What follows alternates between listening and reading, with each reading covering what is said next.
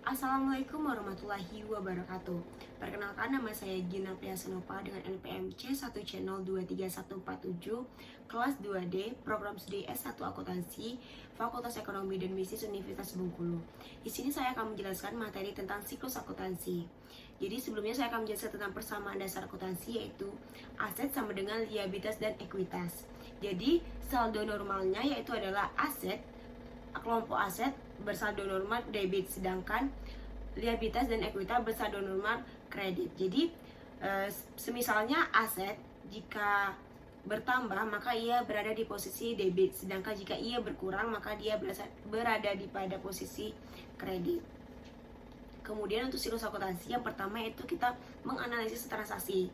Setelah kita menganalisis transaksi, kemudian kita melanjutkan dengan tahap pencatatan, yaitu dengan mencatat akun-akunnya ke dalam jurnal umum.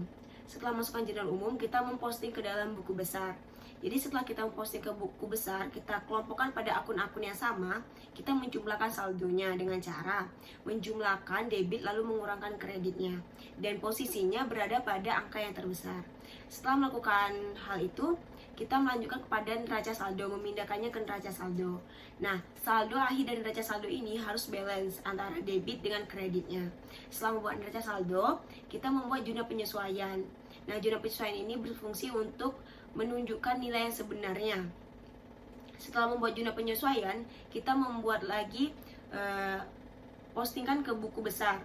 Jadi kembali ke posting buku besar. Setelah itu kita jumlah kembali saldo-saldo yang bertambah pada akun-akun karena jurnal penyesuaian tersebut. Setelah itu kita memindahkannya kembali ke neraca saldo setelah penyesuaian.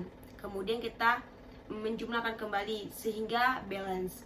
Selanjutnya kita membuat laporan keuangan. Laporan keuangan ini terbagi menjadi 5. Yang pertama yaitu adalah laporan laba rugi, laporan perubahan ekuitas, laporan posisi keuangan, laporan arus kas, dan catatan atas laporan keuangan.